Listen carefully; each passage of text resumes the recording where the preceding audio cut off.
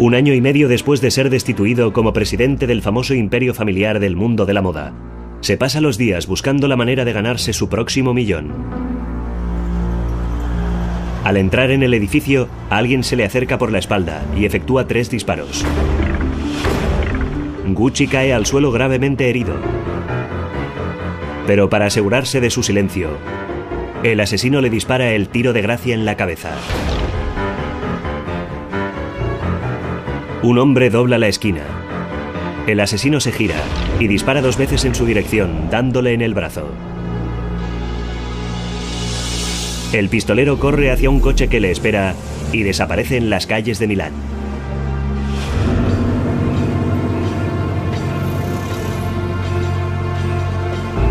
Cuando me enteré de que habían matado a tiros a uno de los Guccis, lo primero que pensé no fue ¿tenía algún enemigo?, sino ¿cuál de sus enemigos ha apretado el gatillo?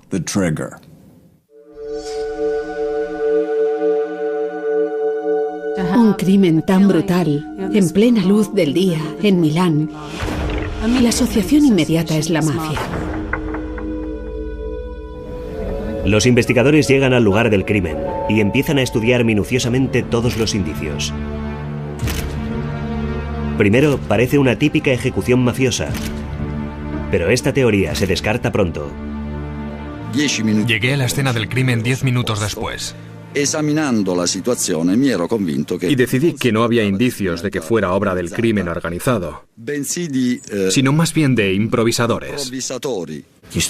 Los asesinos profesionales hacen todo lo posible para que no les vean, para que por lo tanto no les reconozcan. En este caso había 3 testigos.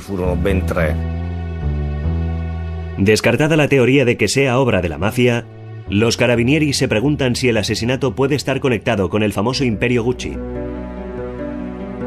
Es un mundo de élite. El mundo de los ricos, el mundo de los famosos. Pero ¿quién dice que los ricos y famosos no se comportan mal? Los investigadores no necesitaron hurgar demasiado en los asuntos de la familia Gucci para toparse con graves conflictos. Cuando Maurizio Gucci fue asesinado, muchos se preguntaron si se trataba de una vendetta familiar. Las relaciones entre Gucci y su exesposa Patrizia también estaban marcadas por la acritud, por un odio todavía candente tras casi una década desde el día en que la había abandonado. Patrizia empezó a sentir, yo no lo llamaría odio, pero sí un resentimiento constante.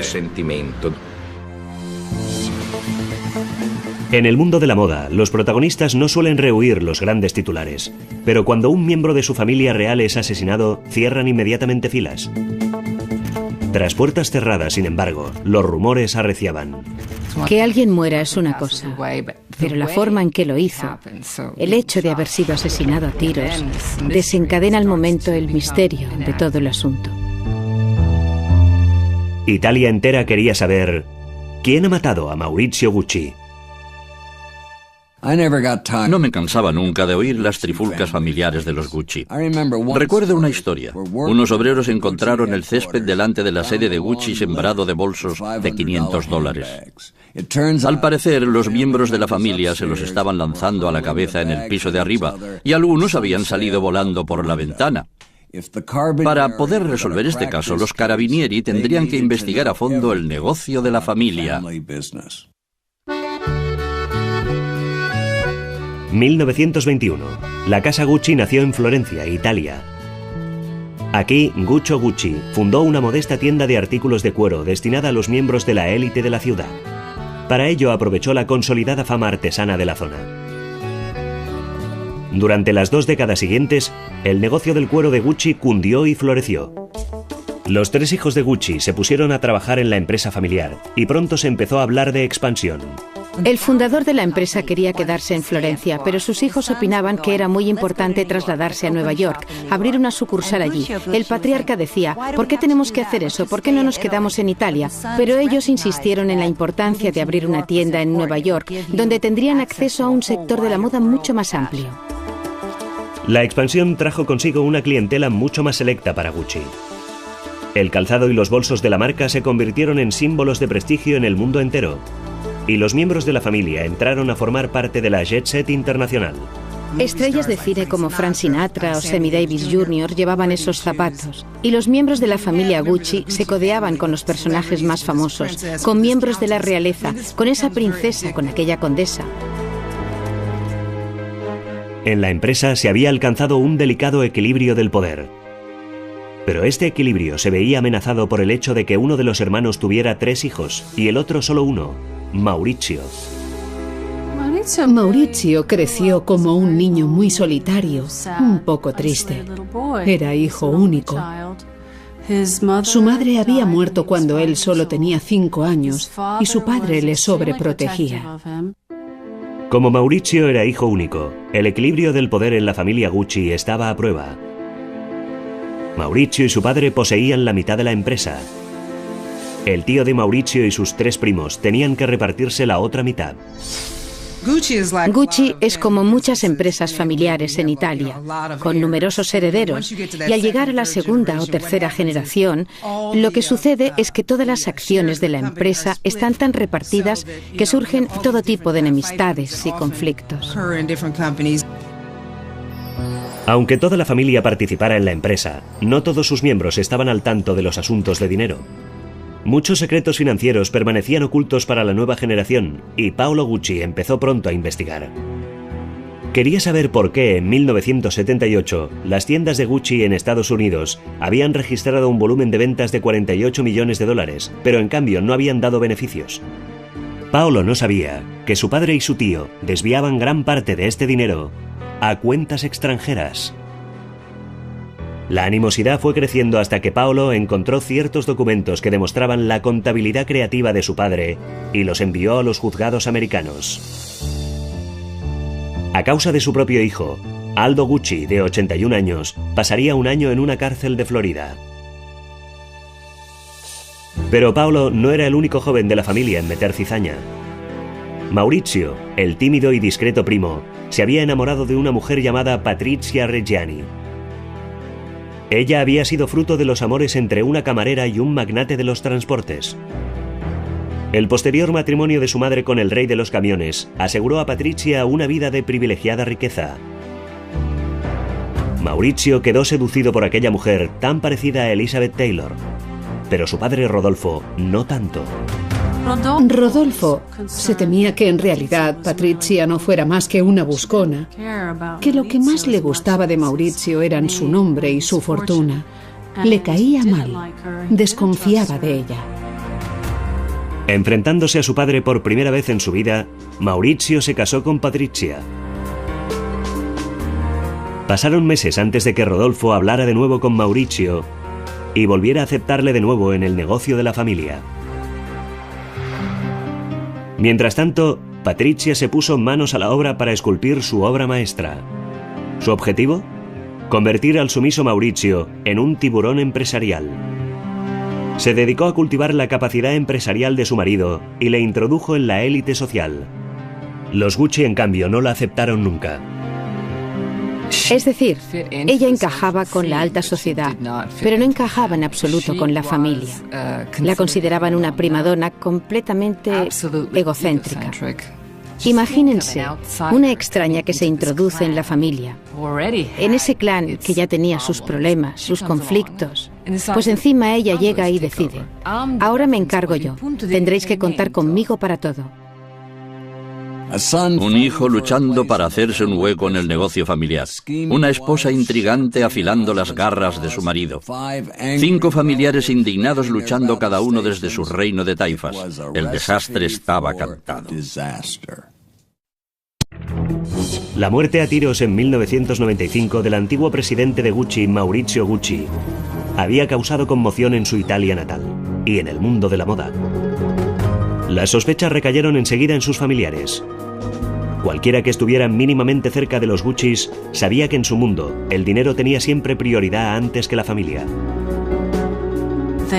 Era una familia muy pendenciera, muy descontrolada de alguna manera. Hubo épocas en las que entre los juzgados estadounidenses y los italianos se acumulaban más de 20 querellas a la vez. Con 6 Guccis en el consejo de administración, nadie estaba satisfecho con su parcela de poder. Entonces se acabaron las contemplaciones. Azuzado por su ambiciosa mujer, Maurizio Gucci se preparaba para el asalto al poder que haría morder el polvo a sus primos. Hubiera sido lógico que estas encarnizadas batallas públicas afectaran negativamente los negocios de la empresa, pero cuanto más aparecía el nombre Gucci en la prensa amarilla, más deseaba todo el mundo ser visto con los famosos artículos de la doble G. La popularidad, sin embargo, no siempre conlleva el éxito. Los Gucci empezaron a acordar franquicias de su marca a prácticamente cualquiera que estuviera dispuesto a pagar. La situación llegó a su clímax en julio de 1982, cuando Paolo pretendió tomar las riendas en una reunión de la empresa. La familia entera se había reunido para repasar las cuentas y el estado financiero de la empresa. Y Paolo se presentó con una grabadora. Hay varias versiones de lo que sucedió realmente, pero algunos dicen que Maurizio intentó retener a Paolo y otros dicen que Giorgio estaba intentando apoderarse de la grabadora. Pero el resultado de la escaramuza fue que Paolo recibió un profundo rasguño en la cara, cerca de los ojos, y que entonces empezó a gritar, agarró su grabadora y salió corriendo del edificio de Via Tornabuoni en el centro de Florencia. A la gente le gusta pensar que los ricos no son especialmente felices. Aquí teníamos una familia tan próspera que, sin embargo, se destrozaba internamente. Y en el proceso también afectaba negativamente al negocio y al dinero que les mantenía unidos. El día siguiente del incidente con la grabadora, Paolo presentó una demanda judicial de muchos millones de dólares contra sus familiares. Pero aquel no era el único problema en la casa Gucci. En pocos años, su imagen había registrado un importante deterioro en Estados Unidos. Eran como drogadictos, adictos al dinero fácil que sacaban de sus franquicias y que luego alimentaba sus rencillas. Pero fueron perdiendo el prestigio porque objetos cada vez más baratos enarbolaban la doble G. Ya no era un asunto de la jet set, era una especie de broma. Los primos Gucci vendían gustoso su marca en el mercado de masas, siempre que el dinero siguiera entrando a espuertas. Maurizio, en cambio, soñaba con recuperar el selecto renombre de la marca Gucci. El momento, además, era perfecto. En la década de 1980, el mundo de la moda empezó a interesarse en Italia. Milán se estaba convirtiendo en el nuevo París, y Maurizio vio una oportunidad de oro. Gucci encabezaría la nueva ola de la moda italiana, pero solo si volvía a concentrarse en el mercado de gama alta. Cuando su padre murió en 1983, Maurizio se dispuso a entrar en acción. Había heredado 230 millones de dólares y la mitad de las acciones de la empresa Gucci. Animado por Patrizia, Maurizio intentó hacerse con el control y redefinir Gucci como una marca exclusivamente al alcance de los más ricos. Pero su tío y sus primos poseían el otro 50% del imperio y no tenían la intención de cambiar de estrategia. ¿Por qué tengo que hacer caso de Maurizio Gucci si yo soy Paolo y sé qué es lo mejor para la empresa? Todos eran muy ricos, de manera que los herederos, por supuesto, se volvieron codiciosos como todo el mundo. Querían que su fuente de ingresos siguiera igual que hasta entonces y eso chocaba con los deseos de Maurizio Gucci. Con tantas maniobras empresariales, Maurizio ya no tenía tanta paciencia con Patrizia y menos tiempo para las dos hijas de ambos. Patrizia le criticaba y le acosaba, y se quejaba de que no lo hacía suficientemente bien, de que ella podría hacerlo mucho mejor. Durante un tiempo, él le hizo caso, pero llegó un momento en que tuvo bastante. Y un día hizo la maleta. Solo era una bolsa de fin de semana. Dijo a Patrizia y a las chicas que se iba a Florencia, a la fábrica y a la sede principal de la casa Gucci, que era un viaje de negocios. Se despidió de las tres con un beso y se marchó. Nunca volvió a casa. Patrizia se había acostumbrado a usar pantuflas de $900, a visitar a diario la peluquería más exclusiva de Milán, a gastarse $300.000 en una tarde de compras. Todas las ventajas de estar casada con un Gucci. Pero incluso después de la separación, se mantuvo muy al tanto de los asuntos financieros de Maurizio. Pero justo en el momento en el que Maurizio se aprestaba a apretar el acelerador de su plan de reestructuración, cayó una verdadera bomba. Su resentido primo, Paolo, había enviado a las autoridades italianas un dossier que demostraba que Maurizio había comprado su yate de $1 millón utilizando dinero de las cuentas bancarias de su padre en el extranjero. Un caso claro de evasión de impuestos. Cuando las autoridades italianas se presentaron para detener a Maurizio, este se dejó llevar por el pánico.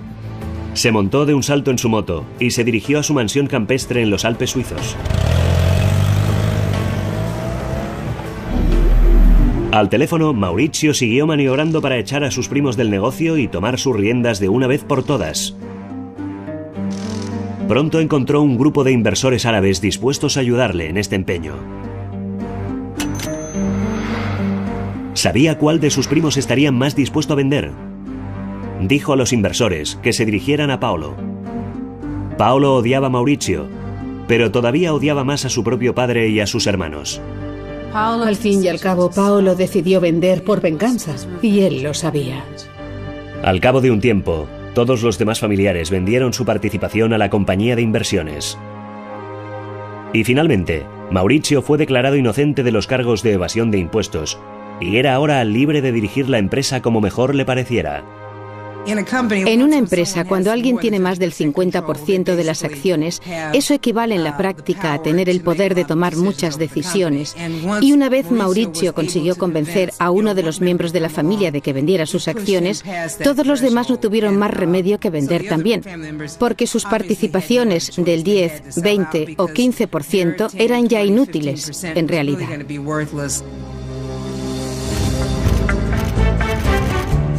Maurizio era ahora el único Gucci en la casa Gucci. Y por fin podía emprender la operación de reflotamiento de la marca. Recurrió a un joven diseñador llamado Tom Ford para que recondujera la línea de la casa.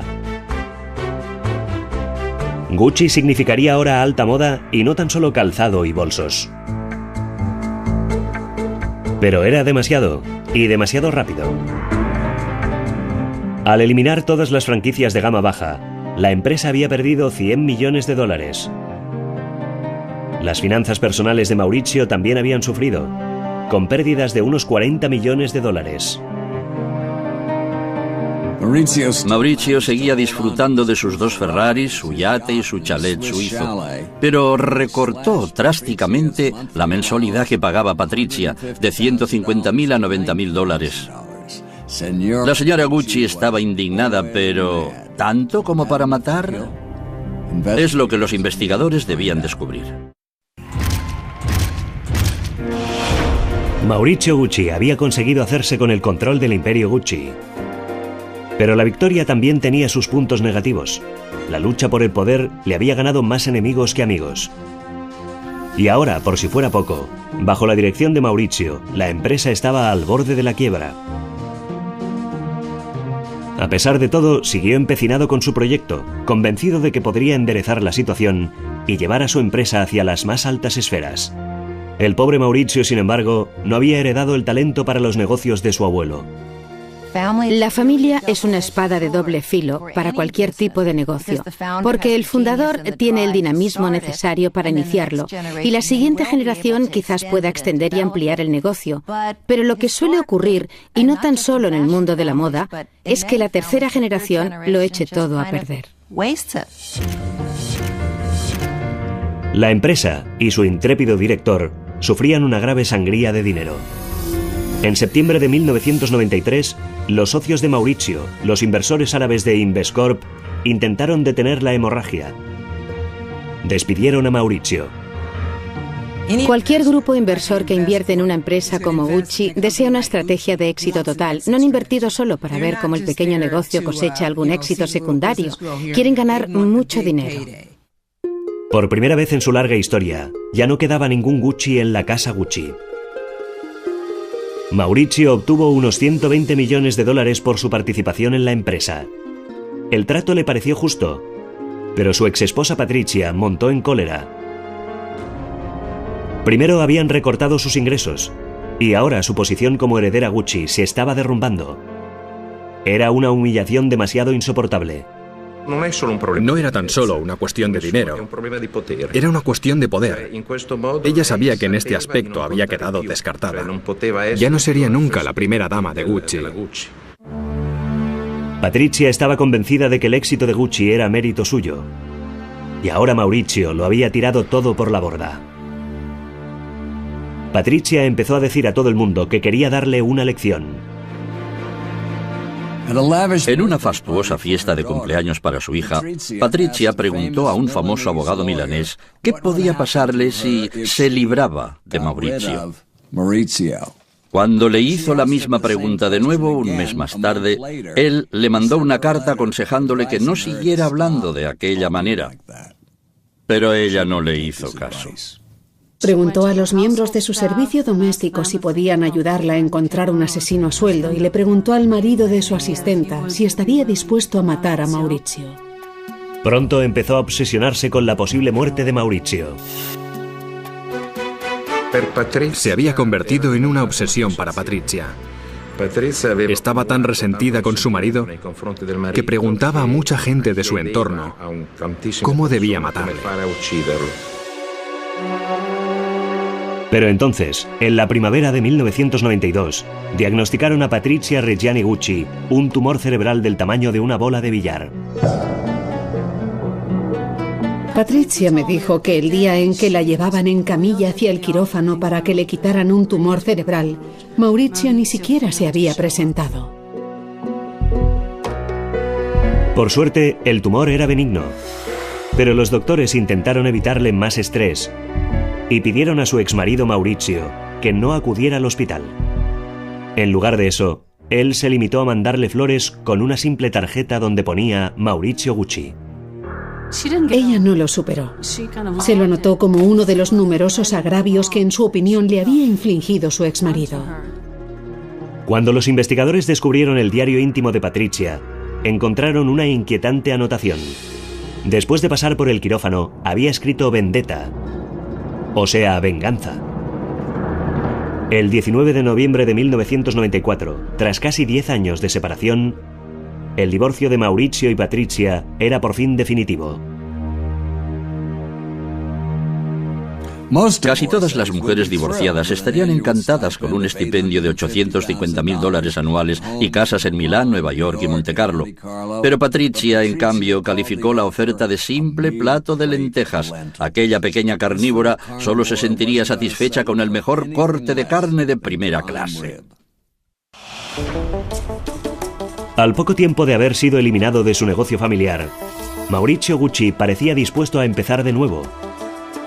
Y con una nueva mujer, habitual de la alta sociedad de Milán, llamada Paola Franchi. Los tortolitos se construyeron entonces un verdadero nidito de amor. Entre los dos renovaron un enorme apartamento en el selecto Corso Venezia de Milán y lo llenaron de muebles y obras de arte de un gusto exquisito. El simple alquiler de aquella vivienda se elevaba a nada menos que $250,000 al año. A la ex señora Gucci, Patrizia, aquello le sentó muy mal. Y no tan solo por el hecho de que Maurizio hubiera encontrado un nuevo amor. Patrizia estaba muy preocupada, por una parte, por la posibilidad de que Maurizio despilfarrara todo su dinero, y por otra porque si casualmente Paola le daba hijos, ellos serían los herederos, y ella se quedaría sin nada, puesto que básicamente se estaba gastando el dinero de sus hijas. Maurizio estaba gastando sin medida, y el dinero salía mucho más rápido que entraba. Desde su salida de Gucci, todavía no había encontrado un trabajo que pudiera mantener satisfechas a una amante y a una ex esposa durante mucho tiempo. Seguía poseyendo millones del dinero de Gucci, pero cuando Patrizia descubrió que lo estaba empleando para financiar negocios arriesgados como casinos y empresas de transporte, se dejó llevar por el pánico. Maurizio no tenía talento para los negocios. Si seguía por el mismo camino, podía perderlo todo, y ella se quedaría sin un duro. Pero si Maurizio sufriera algún accidente, si desapareciera del mapa, el dinero estaría a salvo.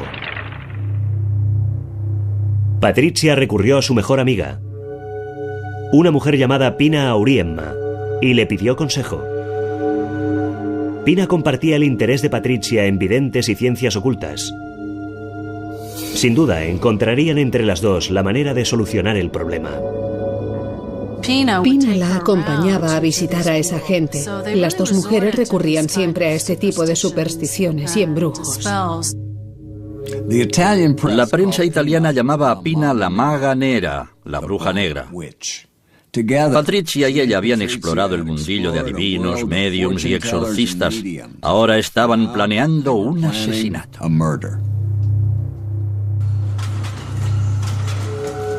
No era la primera vez que Pina y Patrizia tenían escarceos con el mundo de lo oculto, pero un asesinato era algo totalmente distinto.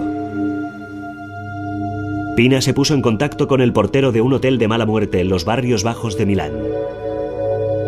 No era más que un ladronzuelo de poca monta, pero dijo que intentaría encontrar a alguien para hacer el trabajo. Cuando Pina dijo a Patrizia que el hombre necesitaba un adelanto, ella pagó sin rechistar. Pero fueron pasando los días y las semanas, y Patrizia estaba cada vez más impaciente. Patrizia insistía una y otra vez a Pina. Le preguntaba por qué no ha cometido todavía el asesinato. ¿Por qué sigue vivo Maurizio? Ya han pasado varios meses y estoy harta de esperar. He pagado un adelanto. En aquel momento, para salir de su incómoda posición de intermediaria, Pina presentó al portero directamente a Patrizia, y a partir de entonces fue esta quien manejó la situación. Ahora, con Patrizia al mando, el plan empezó a ponerse en práctica. El 27 de marzo de 1995, a las 8:30 de la mañana, un pistolero siguió a Maurizio Gucci, el antiguo presidente de la gran marca de moda, de camino a su oficina, y le descerrajó 4 balas, antes de huir en coche y desvanecerse en las calles de Milán. Mientras el cuerpo del fallecido era conducido a su última morada, su homicidio era objeto de un remolino de suposiciones. En Milán, a plena luz del día, no se suelen dar asesinatos a tiros, a sangre fría cada día de la semana. Los testigos identificaron al asesino como un hombre de 40 o 45 años, con una chaqueta tejana y una gorra de béisbol. Los investigadores sabían que la víctima no carecía de enemigos, cosechados en sus años de encarnizados enredos empresariales. Sin embargo, Paola, la novia de Maurizio, señaló con el dedo hacia otra persona sospechosa. Paola Franchi indicó que estaba muy claro que Patrizia buscaba a un asesino a sueldo para eliminar a su marido. El día del asesinato, Patrizia Reggiani Gucci hizo otra anotación en su diario. Lo que escribió en la página del día en que Maurizio murió fue Paradisos, que en griego significa paraíso. Si planeas un asesinato, lo último que deberías hacer es documentarlo en tu diario. Pero Patrizia se sentía imbuida por una misión. El día después del asesinato, entró avasallando en el lujoso nidito de amor de Maurizio y Paola, lista para el ataque. Sus armas, documentos de expulsión, emitidos en nombre de las hijas de Maurizio Gucci, menos de 3 horas después de su muerte. Paola Franchi debía recoger sus pertenencias y esfumarse. La exmujer se mudó al apartamento. Mientras Patrizia disfrutaba de todos los lujos de su nuevo hogar, los investigadores se esforzaban en hacer encajar las piezas del caso. La exesposa era sospechosa, pero también había cantidad de antiguos socios a descartar como autores del crimen. La fiscalía pasó día tras día en las oficinas centrales de Gucci, buscando oscuros secretos o el más ligero atisbo de una conspiración. Pero seguían con las manos vacías. Estudiaron asimismo de nuevo la posibilidad de la mafia. También traté con muchos confidentes, o soplones. Durante las investigaciones, les pregunté una y otra vez si sabían algo del asesinato de Gucci. Ninguno de ellos me dijo jamás que aquel homicidio pudiera tener nada que ver con el crimen organizado.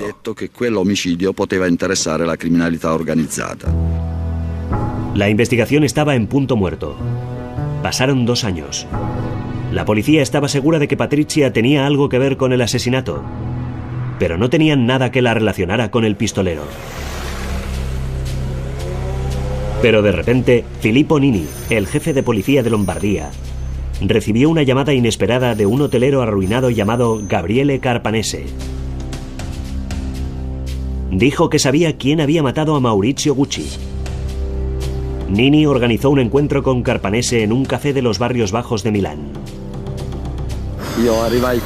Llegué con mi chofer, que detuvo el coche allí. Salí del coche y anduve hasta el final de la calle. A 3 metros de distancia, al otro lado de la calle, reconocí a Carpanese, que se había descrito a sí mismo como una persona muy alta y corpulenta, con una chaqueta roja. Carpanese contó a Nini que un hombre llamado Ivano Savioni fanfarroneaba de haber estado involucrado en el asesinato de Maurizio Gucci. Savioni era el portero de un hotel de mala muerte y amigo de Pina Auriemma. La colaboración de Carpanese fue muy importante. Se puso a nuestra disposición.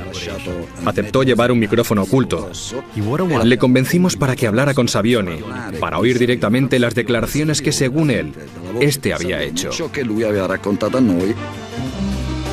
En la grabación, Savioni decía que la amiga de Patrizia, Pina, le había hablado de matar a Maurizio Gucci. Savioni llamó al propietario de una pizzería, amigo suyo, y este entró en contacto con un mecánico que vivía detrás de su restaurante. El mecánico aceptó hacer el trabajo. Increíble. Patrizia dispone de millones y ¿a qué tipo de banda recurre? A una entusiasta del tarot, un portero de un hotel de mala muerte, un pizzero y un mecánico. Es un milagro que el plan llegara a llevarse a cabo. Patrizia no tenía la más mínima idea de que la policía descubriría su complot. Patrizia vivió durante 2 años con sus 2 hijas en el lujoso apartamento que Maurizio había amueblado para su amante, Paola, y estaba convencida de que su crimen había quedado impune. Poco se imaginaba que la policía estaba cerrando el cerco a su alrededor. Pincharon sus teléfonos y vigilaron sus actividades. Por fin los agentes disponían de suficientes pruebas para detenerla. El 31 de enero de 1997, a las 4:30 de la tarde, la sorprendieron en casa. Pidió a los agentes que la esperaran un momento y cuando regresó todo el mundo se quedó sin aliento, porque iba vestida con un abrigo de visón largo hasta los pies y enjollada con oro y diamantes. Así era Patrizia. Patrizia dijo que se negaba rotundamente a prescindir de sus joyas y sus pieles, porque tenían que ir con ella, fuera donde fuera. Nosotros no insistimos, pero lo primero que hicieron los guardias en la cárcel fue confiscar sus joyas y guardarlas en una caja fuerte. Patrizia Gucci había dicho una vez a la prensa: es mejor llorar en un Rolls Royce que ser feliz en bicicleta. Ahora, Patrizia iba a descubrir cómo era sollozar en la celda de una prisión. 3 años después del tiroteo que acabaría con la vida de Maurizio Gucci, su exmujer Patrizia y su cómplice Pina Auriemma esperaban la fecha del juicio desde las profundidades de la cárcel milanesa de San Vittore. Los argumentos de la acusación contra Patrizia eran bastante sólidos, pero la fiscalía deseaba contar con más pruebas físicas. En los meses anteriores al juicio, registraron su celda y descubrieron cierta documentación bancaria incriminatoria. Los documentos mostraban reintegros por la cifra exacta que Savioni, el portero que había contratado al asesino, había dicho haber recibido. Por si fuera poco, la mejor amiga de Patrizia se volvió contra ella. Según Pina, Patrizia le había prometido en cierta ocasión inundar su celda de oro si mantenía la boca cerrada, pero ¿de qué le serviría tanto oro si estaba entre rejas? El abogado de Pina aconsejó a su cliente que aceptara un trato y cooperara con las autoridades. Y eso es precisamente lo que hizo 3 meses antes de que se iniciara el juicio. Cuando leí todos los documentos del sumario, le dije a Pina que corría un serio peligro de ser condenada a cadena perpetua. Le dije que se lo pensara y decidió confesar. Y una cosa más, yo tenía miedo de que Patrizia estuviera tramando cualquier cosa. El juicio tenía todos los elementos para convertirse en un acontecimiento sensacional, y la prensa iba llena del asunto. Una exesposa vengativa y su amiga parapsicológica acusadas de eliminar a un miembro de una famosa familia italiana. Era un drama demasiado picante para ser ignorado. Estoy segura de que hubo un elemento de sentimentalidad, sobre todo el legado Gucci, la familia, los distintos escándalos acaecidos a lo largo de los años y, por supuesto, ese asesinato. Fue un acontecimiento muy destacado en Italia y toda la prensa se hizo eco de él. Con tantas pruebas en contra de ella, todo el mundo estaba deseando saber cómo había planeado su defensa. El juicio se inició en mayo de 1998. Los abogados de Patrizia no pretendieron negar que su cliente hubiera pedido a otras personas que mataran a su esposo. En lugar de ello, utilizaron su tumor cerebral como defensa. Patrizia afirmaba que su operación en 1992 la había dejado incapaz de planear un asesinato. Pero, ¿qué jurado se tragaría semejante excusa? Especialmente teniendo en cuenta las numerosas veces que había manifestado sus intenciones asesinas. De manera que admite haber pedido a todo el mundo que mataran a Maurizio, pero a la vez afirma ser incapaz de planificar un asesinato. ¿Cómo comulgar con ruedas de molino? Luego, la defensa de Patrizia presentó su segundo argumento. Patrizia afirmó que había sido Pina la que había organizado la banda por iniciativa propia y que luego le había pedido el dinero necesario. Patrizia dijo también que Pina y su banda le habían amenazado con delatarla y con hacerle daño a sus hijas. Todavía no tengo claro qué sucedió exactamente en la relación entre Patrizia y Pina, ni quién empujó a quién. Pero entonces Patrizia sufrió un fuerte revés. El conductor del coche utilizado para huir del lugar del crimen, Orazio Cicala, confesó, esperando la clemencia de las autoridades. Fue entonces cuando se presentó el famoso documento. Cicala declaró a Reggiani en un trozo de papel firmado: he recibido mi paga y no quiero nada más. Esta fue una de las pruebas más importantes en el juicio. Patrizia Gucci hizo todo lo posible para parecer como una chica buena ante el tribunal. En lugar de su abrigo de visón habitual y su ropa de diseño, llevaba sencillos pantalones de algodón y retorcía un rosario entre sus dedos. Pero ni un cambio de vestuario ni un rosario bastarían para sacar a Patrizia de este embrollo. Tras meses de testimonios en el juicio por el asesinato de Maurizio Gucci, los miembros del jurado solo tardaron 7 horas en alcanzar un veredicto. Declararon culpables a Patrizia Gucci y a sus 4 cómplices.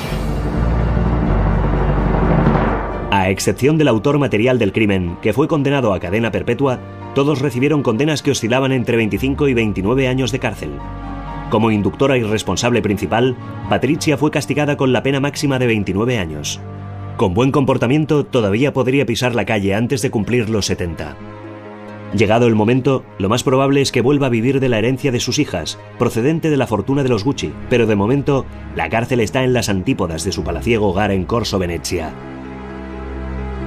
En la cárcel, ha sufrido agresiones de las otras reclusas y ataques epilépticos a consecuencia del tumor cerebral que le quitaron en 1992.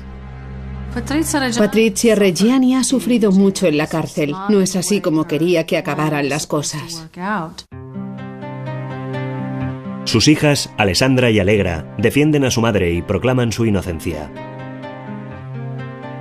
De hecho, la hija menor, Allegra, empezó sus estudios de Derecho con el declarado objetivo de contribuir a la liberación de su madre. La familia presentó una demanda de apelación basada en motivos familiares.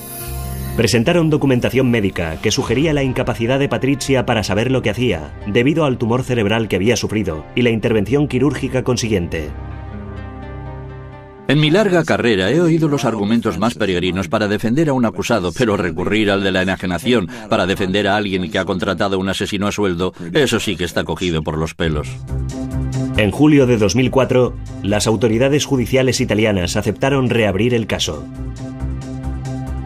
Mientras tanto, la casa Gucci ha pasado a ser el Grupo Gucci, una expansión que la ha convertido en una de las empresas más importantes del mundo en el sector de la moda.